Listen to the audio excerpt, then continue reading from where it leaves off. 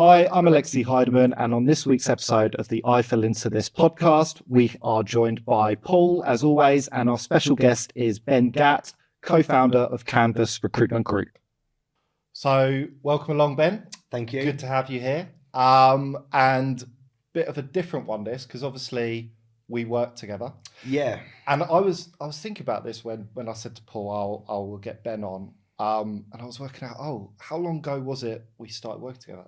It's nearly 10 years. I was going to say, mate, it would have been 2016, right? Yeah, it would have been. That's crazy. I think it was my week of my birthday, and then everyone just like pissed off on the day of my birthday. I bought cakes in for everyone. Someone took all the cakes home, and I was just left there on my own 5 days in on a new job. So you've worked with Alexi before, and you've still agreed to come on the podcast. Yeah, exactly good. That. Yeah. I don't know how that's worked out. Yeah, I couldn't believe it. I was like, 10 years, where's that gone? Like, it's scary. It's scary. Yeah. But so obviously, I know you from kind of obviously your background and stuff, but for this, let's give sort of an intro into basically how did you kind of fall into recruitment then? Literally, I fell into it. So it's ideal. I was a carpenter at the time working on commercial fit outs. Weirdly, my office wasn't far from where we're filming today down in Long Lane. And I'd got these grand ambitions of being a site manager one day and getting above being just a carpenter, and applied for a job as a site manager. What I didn't realise I'd done was apply for a recruitment manager or a recruitment consultant's job, in fit out. So I've turned up to an office in Watford and sat there for an hour thinking I'm going to be a site manager. They're thinking I'm going to be a trainee recruitment consultant. You properly fell into this. Yeah, exactly. Wow. You didn't even know you'd fallen into it. Properly blag it, right? Properly. Yeah. And at the end, I'm like, so where are your sites? And they're like, well, wherever the clients are. And I'm thinking, I don't like you lot. Like, you don't make any sense to me. And they kept on saying these buzzwords like KPIs, didn't know what that was, or call times. This doesn't make sense. So I just called it out. Right. And they're like, we are a recruitment company. And I'm like, oh, okay, yeah, that's cool. Is that not in the small print or anywhere on job spec? No, it was just like, you're invited in, we like your profile, we like your CV. And I'm like, this is good. And like, yeah, cool, recruitment. What's that? And they explained it. I was working down in Tottenham Court Road at the time. It was freezing, it was snowing. We just finished a year before the Olympics. I was shattered. And I thought, do you know what? I'll give this a go. Yeah. I'll give it 6 months. Get on the phone, talk to people. Yeah. If it works out, fantastic. If it don't, I'm back on the tools. And that was nearly 14 years ago, mate. Yeah, that's crazy. So it worked out. It worked out, yeah, I hope so. Yeah, that's such a funny story, man. I remember when you told me that. It's so funny. Like, literally, like, everyone says fall into recruitment. You didn't even know.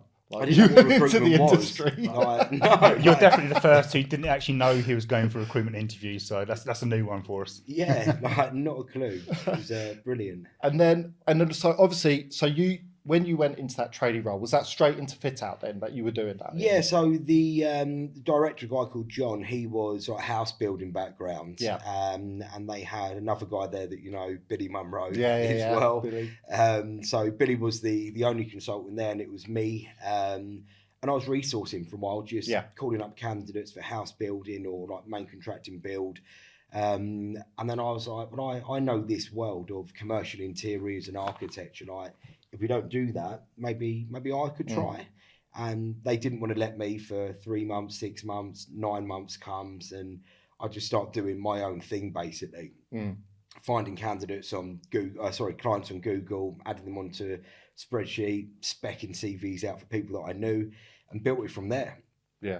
That was it, 14 years in fit out, because it's all I know. Yeah. So how long down that journey then did it sort of the penny drop and say, yeah, actually, I'm good at this and I like this. This is the career for me. Yeah, do you know what? It's a great question. I think I got lucky. Within my first week, I found the candidate resourcing that got placed. Right. Saw a couple of £100 commission. Within being a consultant or like setting up the fit out desk as a consultant, I guess within about 3 or 4 weeks, I got my first placement. Right. So an early win was probably key to massive. Like, I'd done sales at an early age in a estate agency. The commission wasn't great. the stigma of being an estate agent is awful. You're up there with like parking ticket attendants. So I think recruitment's probably third. Just above it, right? Yeah. Tax man. Yeah, we're all in that bracket. Have you done that as well? Yeah. Well, not yet. That's next. So no, I got an early win. It was a big fee. It was just under 10 grand. I remember it. I remember the commission coming through the next month, and I thought, wow, like this is really good. Like, I could actually be all right at this. Yeah, that's quite a nice penny drop, isn't it? To think, I might be good at this. Because the business I worked for, they were like 95% education recruitment, and we were like the stepchild on the side, if you like. It was construction, and I can see all these guys and girls earning big bucks and really enjoying their lives and looking great, and I'm like, I want that, but. You know, is it realistic, really? Yeah. And I got that early win. It took me about 4 months to do another deal, but I knew it was possible. Had I have not got that early success, I don't think I'd have stuck it out, to be honest. It would have been just too much pie in the sky for me. Yeah. What did the family think of that? Like, obviously, because you went into this thinking it was one role, it was another. Yeah. What was the family's kind of reaction to that then? Were they like, give it up, get that site manager's role? I think first of all they were like, you're gonna have to smarten your appearance up, mate. Like you can't just be rocking up dressed like how like I am, like a chippy, exactly that. So that was really hard. The hours were hard as well, like they were long hours. I remember starting at like 7:30, 8 in an office, and then you don't hit your call time for the day. You're there till 7:30. My life changed massively. I've always been a bit of a maverick, like doing what I want to do when I want to do it, because I feel that's the right thing to do. And then all of a sudden I've got some middle-aged man screaming at me because I've not made 4 hours worth of phone calls, and I just want to go, fuck off, mate. Like, what are you doing? That must be quite tough as well, because from what you're doing before, to then be tied down to an office, to times, to someone over your shoulder, that's quite a culture change. Honestly, it was the biggest culture shock I could have had. Like, you've been to the toilet 3 times today, and you're 5 minutes late from your lunch break. Okay. It was, you haven't got a tie on, do your top button up, trim your beard. And I'm like, Jesus Christ. Like, I know what I'm doing, just like back off a little bit. It was, it was a big shock, to be fair. Did that ever put you off thinking, this kind of micromanagement style maybe?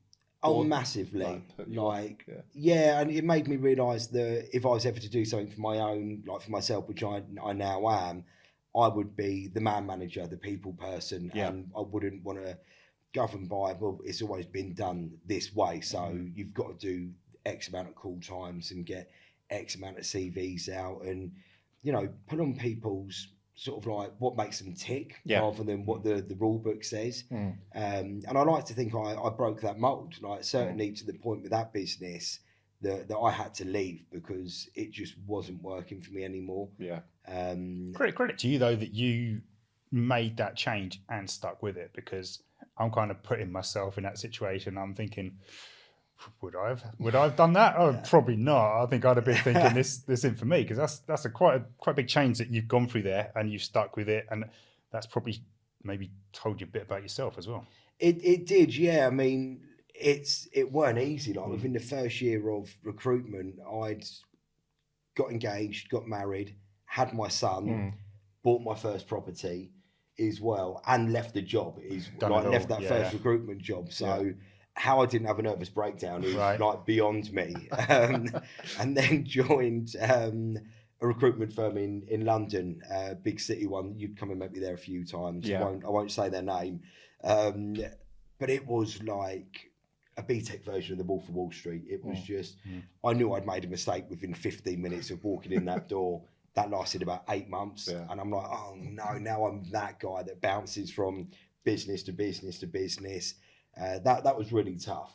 But that's hindsight a lot, isn't it? It is. And that's what, and you see it in recruitment, right? People join the company, sold the dream, move on to the next one. Like you said, particularly, they exist to a lesser extent, I think, these days. But you still got that 80s, 90s kind of boiler room vibe to some, right, as well? Massively. Like that second business that I joined, they're still now like shirts, ties, 3-piece suits, and you have to dress look, if you're in recruitment and you're client facing, you're going out and seeing people, you've got to dress for your target audience. Yeah.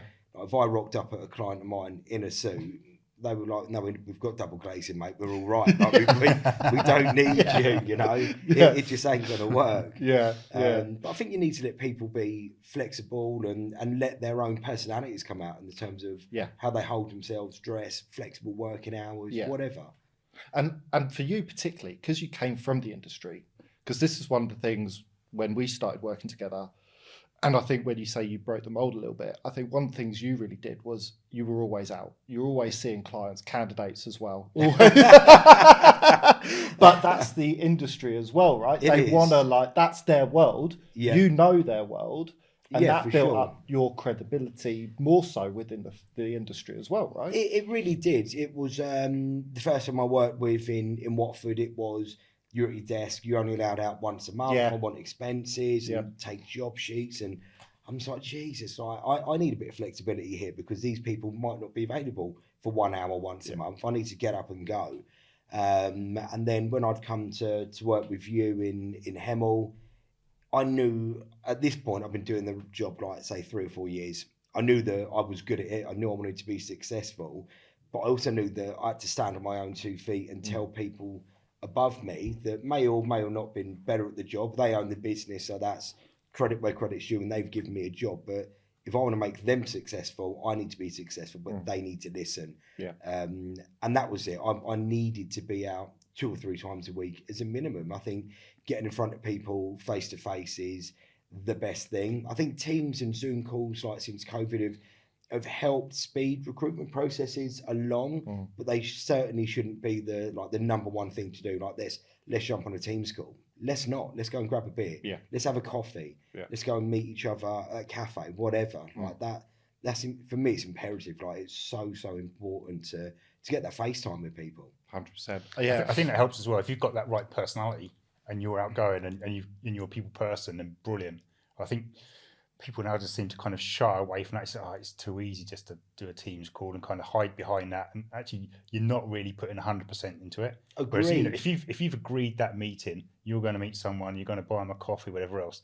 There's a commitment there from the start, isn't there? Straight away, you know what coffee they drink, so there's something to talk about. You might be on a Teams call reading from a script and it's a little bit robotic perhaps, and face to face you're like, oh shit, do I smell okay? Have I dressed all right? Like, what do I ask to fill this void? You've got kids, where'd you go on holiday? What's your sports team? You're building a rapport, and I think that's so important. Yeah, and also like that relationship building on that side. But then when you've got that rapport with that client, you know them, you know their business, then for the candidate experience, when you're explaining to them, you know that business inside out, rather than I've spoken to them on the phone a few times. What's their office like? No idea. Oh, I've got an office. So Never been. So again, it makes a big difference when you're selling the other end as well. Right? Massively, because look, at the end of the day, as recruiters, we're salespeople, right? And you need to know what you're selling.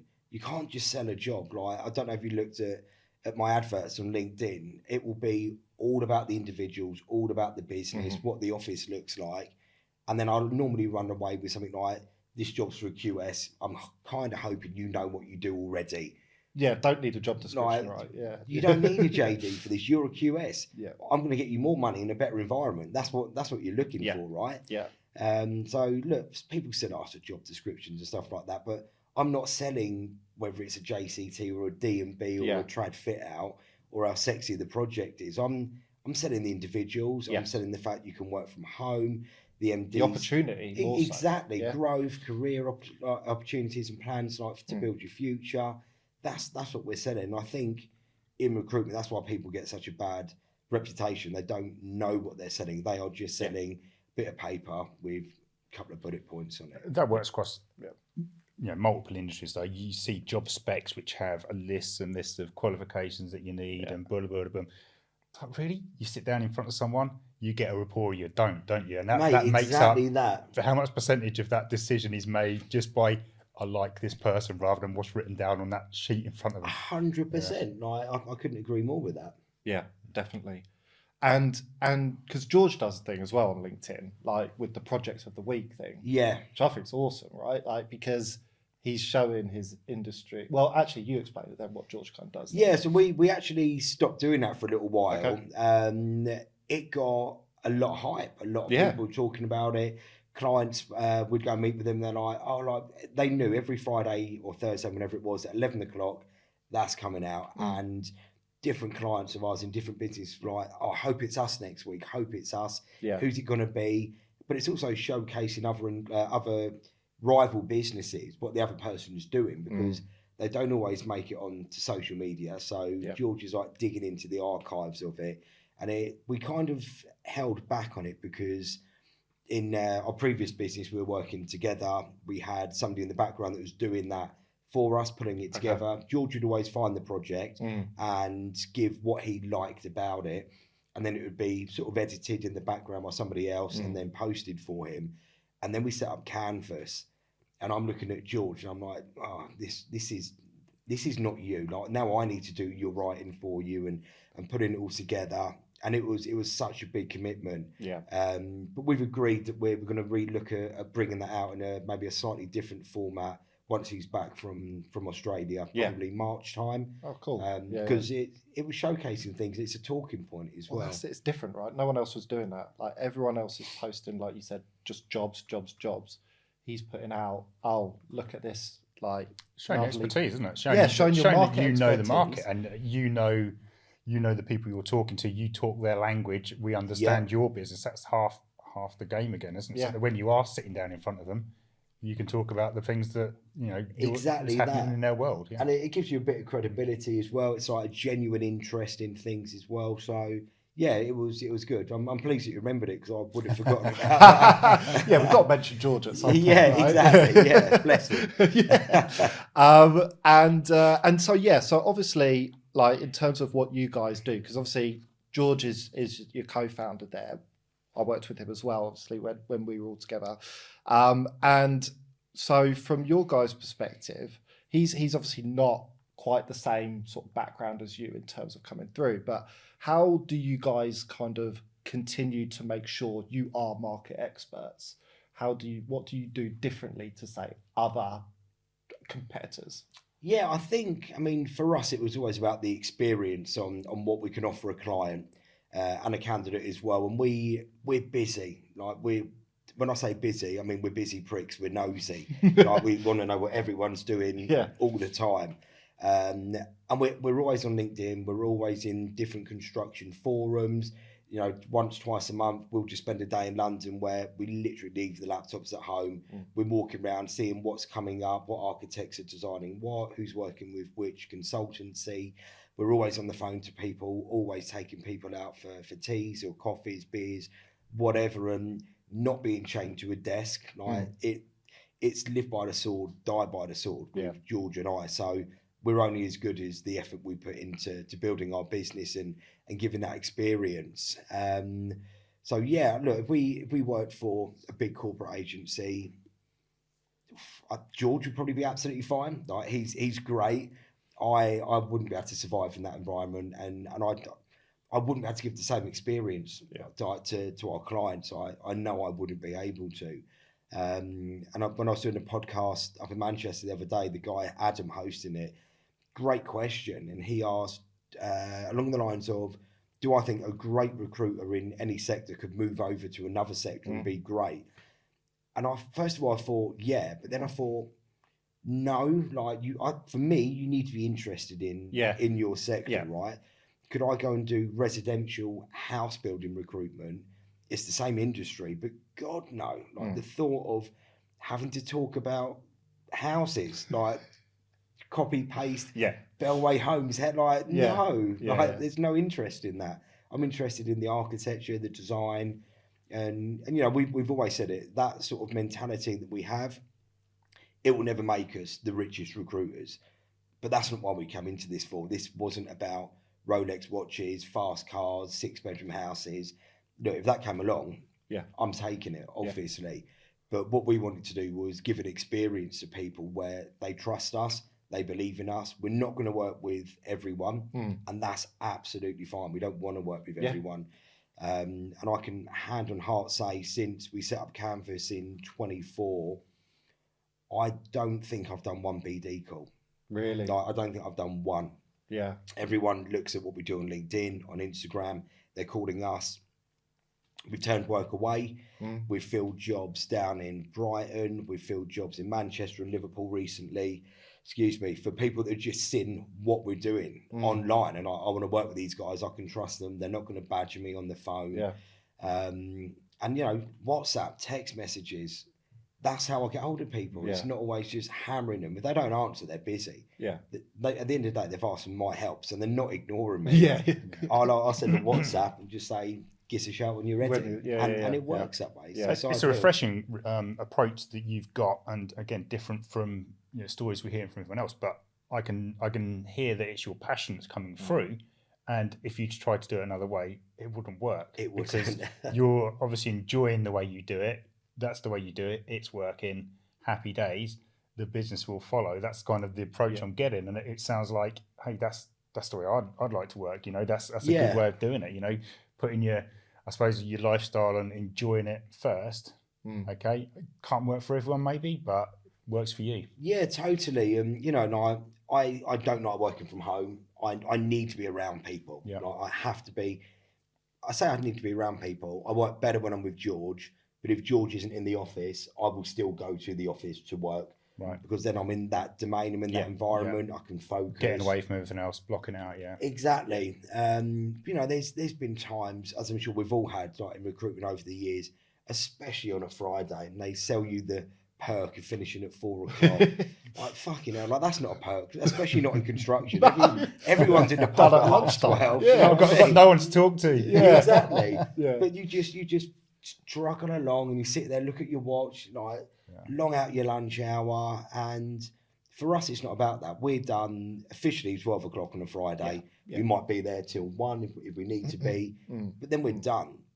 Equally, during the week, if we've had a quiet day or we've achieved everything we needed to in the day, it might be 3:30, it might be 4:30, and we're just like, should we call it a day? Yeah, go on, let's call it a day. Go get down the gym, go and take my little boy down the park, whatever. It should never, for me, it's not about, you pay till 5. Obviously, we pay ourselves, but fucking hell, everyone's got emails on their phones. You've got a mobile. Everyone's got hands-free when you're driving.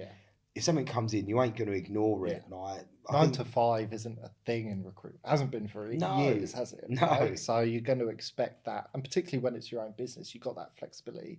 You can just, anything needs be, jump on again at 7, 8 o'clock at night, right? If anything urgent does come up, right? Yeah. We kind of see that as well, because we're dealing with the US as well. So we're on different time zones, and it stretches out what we do as well.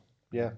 So that flexibility, I think it needs to be there. I'm not one of these that. And look, if anyone wanted to come and work for us, which we are going to be hiring, as a plug for that. Link below. We are going to be hiring end of this year. But if somebody said I need to be at home 2 or 3 days a week, that's not a problem for me. Yeah. Not at all. It's just how I work. And as the face of the business, you want to be there to support, help, answer questions and whatnot. And that's the thing, isn't it? Because everyone's different. Everyone works to different strengths and different personal things they might have as well. So it's about accommodating that rather than trying to get everyone to fit this one mold as well. Yep. Yeah. Agreed. Yeah, totally. Yeah. And then one of the things you touched upon was obviously you've turned business down. And this is interesting because working with like founders at early stages, there's always a common theme of I'll take anything, right? Generate revenue as quickly as possible, as much as possible. So I'll say yes to anything. And then there are others who are like, this is my niche. I see I'm going to say no because the benefits long term outweigh that. Just if I do that once, they're going to be expecting that forever. Is that yes? So was that the reason you turned down business because it just didn't match your niche, or was it the client you just didn't get a vibe from? Probably a little bit of everything there, to be fair. I think, like I said, I've not had to do a BD call since mid-24, and that's not blowing smoke up my arse or being arrogant. It's just the way that it's happened, and probably 12 years in the industry leading up to that as well, right? You don't see Domino's or Pizza Hut ringing people saying, do you want to do this? Like, they've been around so long, you go to them. It's easier. But I think like when clients have called me and said, I need your help on an estimating position, and then you find out within seconds they're paying 20 grand below average salary. Then they hit you with what your fees, and you go in and they go, well, we're only 9 or 10%.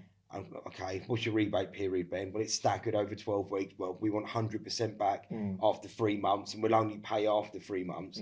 I go, okay, off your fuck. Like, not happening. And they're like, well, your recruitment, you must send us candidates. I'm like, absolutely not. Like, I'm really sorry, but no. Like, if you don't trust me to like find you the right people, go somewhere else. There's a reason you've called me in the first place. So let's remember that. And if you still don't trust me after we've met, we're not for each other. Yeah. And I'd rather not sell my soul for pennies. Like, it's hard enough doing this job anyway. Like, people don't appreciate, especially in the UK, most recruitment businesses, it's contingent. Like, you're not getting paid. Everything you do is free until that person's in a job and they've lasted 3 months. Even then, your client might go out of business or try and knock you for a fee. Like the pre-interviews, the coffees, the travelling to London, the advertising, the LinkedIn, phone calls, CV library, all of these huge costs. That's without your emails and your office rent and all of that. That's all up front out of our pocket to find you this one superstar. There's a lot of touch points that can go wrong before that check God, hits your bank balance. And you're dealing with human beings. Even if you get it all right? They could still turn around and accept a counter at the end of the day. And they do. They do in construction, right? God. Yeah, I've got 50p more down the road. Fucking brilliant. Thanks. No, you're absolutely right.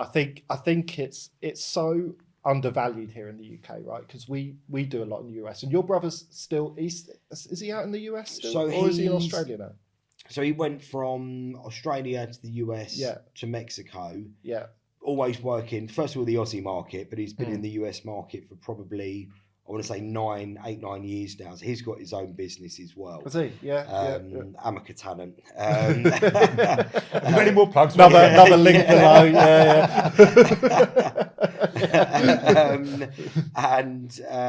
So he set up not long after COVID. So I'll come back to that in a minute. But he's in Spain now. He's in San Sebastian, living, but working the US market. He's got people working in the UK for him, doing the US market, and he's hiring at the moment in the US as well. But for him, like, the hours are a struggle because he's not starting until say 11 in the morning, and might be there till like 9 o'clock at night, still doing it. But he's seen as like a rock star in the US. Like, if you're in recruitment in the US, fucking hell, like, the fees are nearly double what you get here. You're respected. People want to talk to you. And I just look at them like, it's like shooting fish in a barrel. It's so easy. Yeah. But then, could I do that? Yeah, of course. Look, of course I could. Would I want to do that? No. No, you don't want to do the US market? No, I wouldn't. It stops my social interaction with people. Okay. Yeah, for one thing. And I think that, and that's me being really true to myself as well. Like, everyone wants more money and a better lifestyle, of course. And this must be a really shit cliche, but I love people. Yeah. And I want to help people, and I enjoy being around people, doing things like this and having a coffee, finding about their pain points, making friends. Yeah. Like, some of my closest friends now are people that I've either got jobs for or clients that I've worked for as well. And we'll go to football, we'll go to dinner, like just normal stuff you do with pals. And there's no way I'd have met these people without being in this industry. And for me, working a foreign market, I don't know. I don't think it'd work for me. My brother is great. He flies out to the US 3-4 times a year, goes to conferences, picks up with his clients. But I'd be a little bit like a caged animal. I need to be let out. So you need to see them, right? You need to have that face to face. I need to be let out once or twice a week. Yeah, which you can't. No, I'd go stir crazy. That's good. Like, from your side though, from that side, because so many people, right, see the big dollar signs, right? You're doubling fees at least in the US, right? So, the attraction is there to kind of earn more, do more, be more respected, less saturation, all that. Yeah, but you're really sticking to your guns of, this is what we stand for, this is who we are as business owners, and this is what Kanvas stands for. I don't feel like we represent them in the right way that we would our UK ones, basically. Totally, and I'll die on that hill as well. Like, fair enough. That is me. Like, and we're realistic with it. of course, George and I, my business partner, we're at different stages in our life. You know, for me, an exit plan is on the horizon, not anytime soon, but maybe 10 to 15 years. But an exit plan where I'm handing the baton over to somebody else to train them and mould them into how we work. So I'm not having to do the day-to-day, recruitment, but I can be out there meeting people, bringing new business in, passing it on, and you know, trying to change the perception of recruitment ultimately. Yeah, that's awesome. And then with that exit, obviously, if you're looking at sort of taking that on, is it important? It might not be something you've kind of thought about now, but will it be important to you to hand it to the right person who has the kind of those same values as you, or does that not matter as such because you might expect it to go in a different direction? Yeah, I couldn't give a shit. No, George and I will always be in the business. Yeah, we will always be in the business. Fair enough. Right. It would never be an exit that I'm selling or George is selling, and then we just watch it all go the wrong way. Right. We will always be there. Okay. We want people to have the same opportunities, or maybe that's not fair. We want people to have the opportunities that perhaps we didn't have. Okay. In terms of showing them how recruitment can be fun, how you can put your own mark on it, you can be expressive. You don't need to be very corporate with things. We've never run with KPIs or call times or getting certain CVs or interview numbers, because bad things happen then. Like we've seen it where we've worked, and you manipulate figures, you manipulate numbers, or you'll be on the phone or interviews booked and that weren't happening just to tick a box. Just get by, right? Do you know what I mean? Like, yeah, just to live another day. And that's not how it should be. I'd rather somebody was really happy, they were doing the right thing, they were getting 4 interviews a week and closing 2 of them than quality 10. over quantity. 100%. Yeah. No, that's makes complete sense. Cool.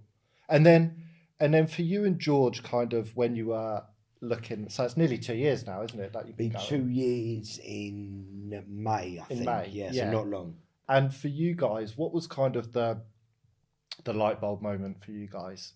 Was it had you both kind of thought about it at a similar time? Was it you who kind of maybe a bit more so with more experience? What was that like? Well, it's interesting because you and I were talking. Throw you under the bus now. Yeah, cheers. Cheers for that. We were talking in COVID. Yeah. Obviously, we were both at the same business. That business was going to be closing realistically after COVID anyway. And Lex and I were talking about potentially my brother and me doing something together and how that would look as a hybrid between the US and the London. And ultimately, that was never going to work in terms of our 2 markets. And then I was considering going through SSG with Alexi, and I had different options on the table at different times, and it was a scary place, right? You're in COVID, so the business that we were at obviously closed, and then I got offered an opportunity to be part of the rebirth, if you like, to go on board as a director, as a shareholder. And I didn't know what to do. I mean, straight away I'm thinking, well, I'm going on board with 2 guys that know recruitment, but ultimately more than recruitment, they know business.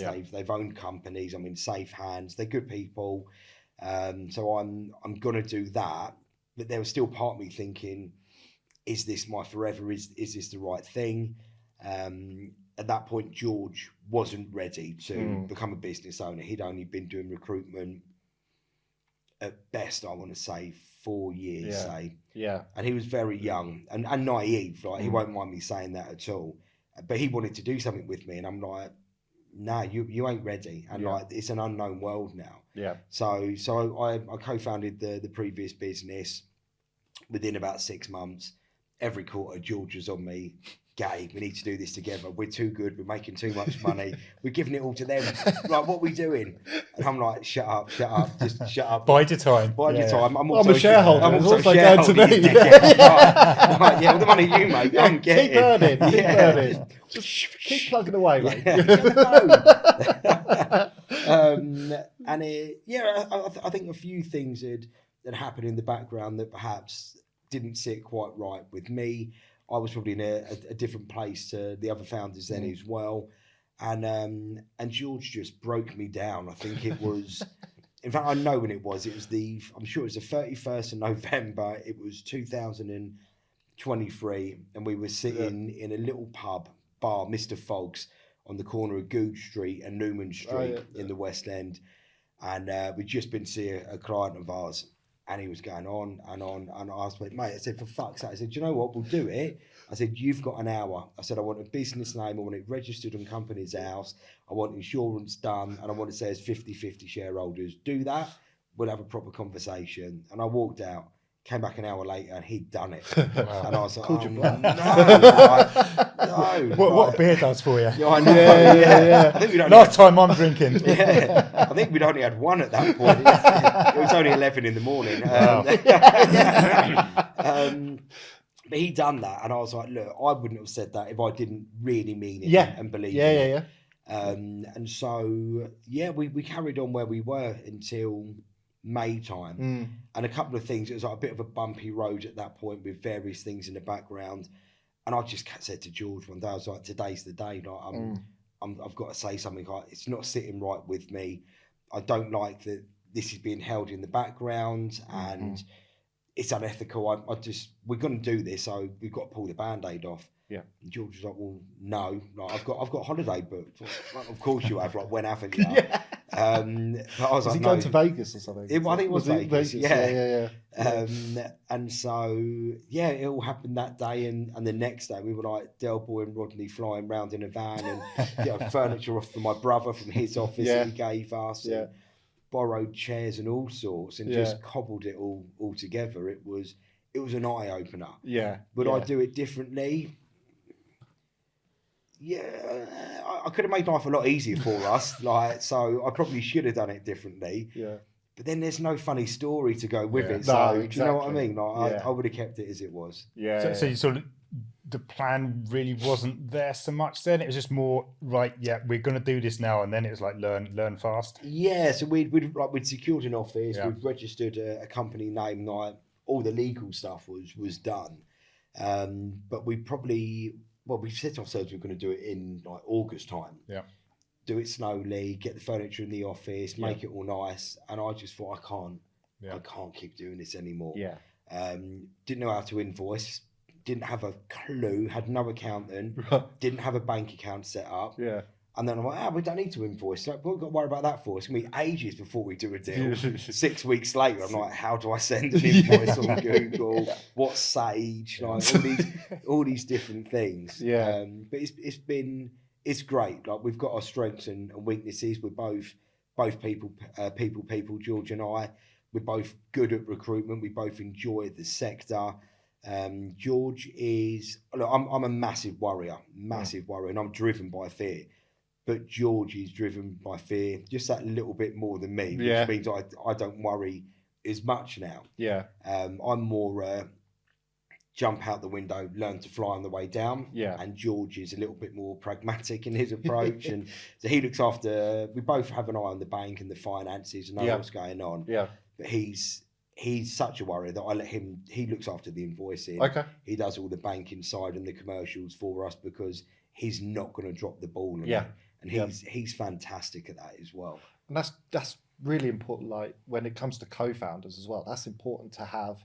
You've got your different strengths. You've got your if you both have that same weakness, it's like, well, who's going to do it, right? I would just be running into each other like all day, every day. Rock, paper, scissors. Who's sending this invoice out? Me. Sounds like you two complement each other really well, though, and you've got that right match. So we've come across founders before going to partnerships. Doesn't necessarily always work out, because once you take that leap, you find out things about maybe your partner that you didn't know before. And maybe you don't work so well together after all. Yeah, we're really lucky. Like, I was introduced to George by an old consultant of mine that used to work with me. George had been in recruitment maybe 3 or 4 months, hated it. He was at a big corporate business. They let him go, didn't pass their probation. And my old consultant who worked for them said, I've got this young kid, he's a good boy, doesn't know anything about recruitment, but if you can do to him what you've done for me, he could be pretty good. So we brought him in, we interviewed him. I fell in love with him in about 15 minutes, just how blasé and naive he was, not just to recruitment, but the world, right? Oh, he's so just funny. such a lovable guy. So you're the father figure of this. These are your words. I'm not taking this any further. But. There was a time though with George.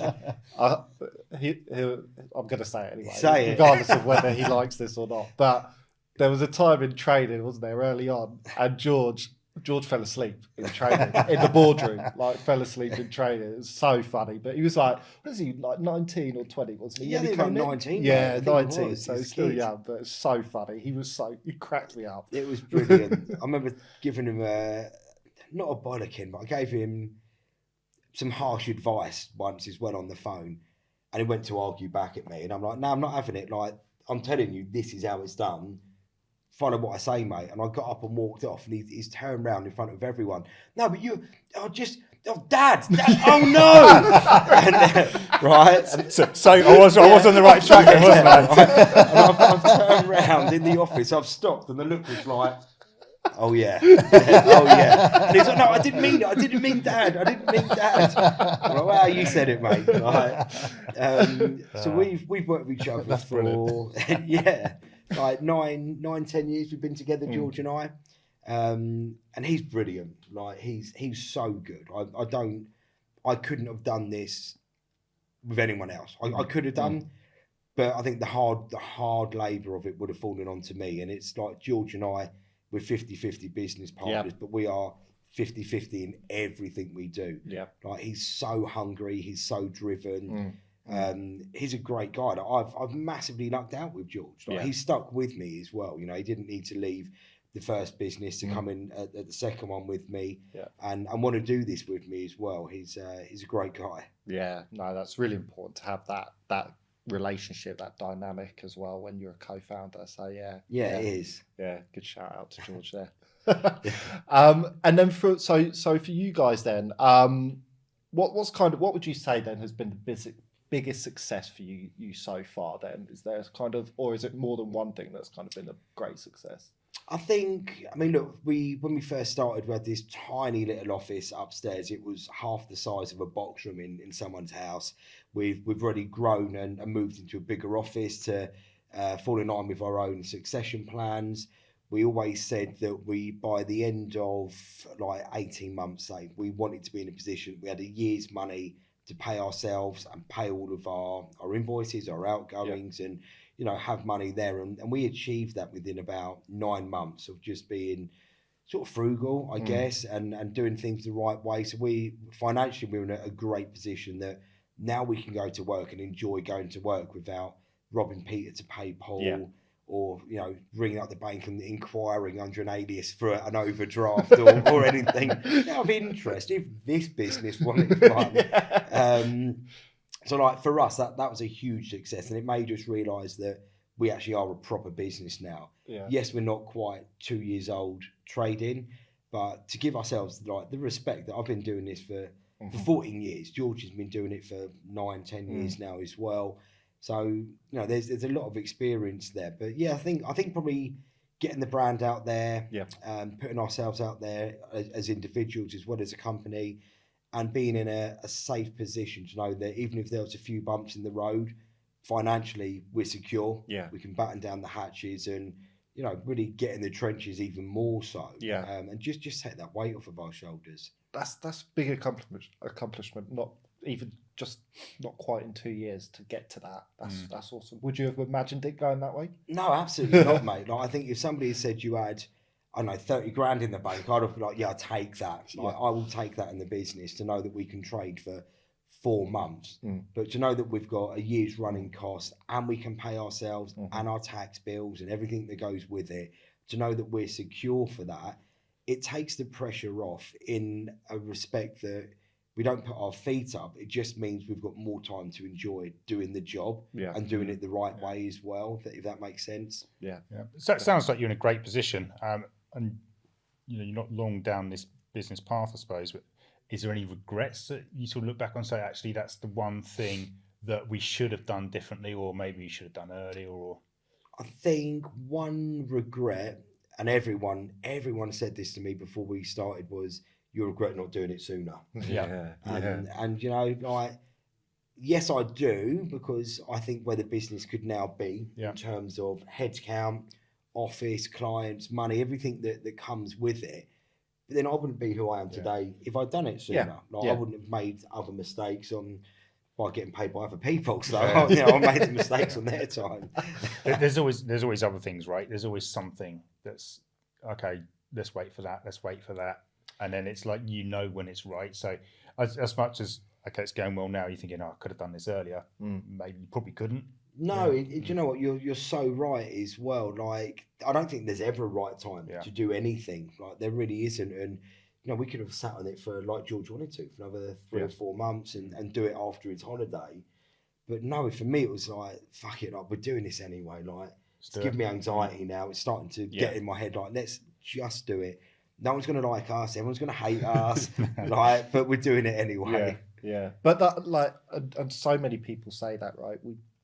We hear it all the time. Wish I'd done it sooner. Wish I'd done it sooner. Main thing is you've done it, right? Some people will never do it. Something will always hold them back. The thing is you've done it, right? That's the big thing. That's it. And that would be my advice to anyone. Like, if you're thinking about doing it, ask yourself why. Why you think about it? What are your pain points? What is it you want to get out of working for yourself?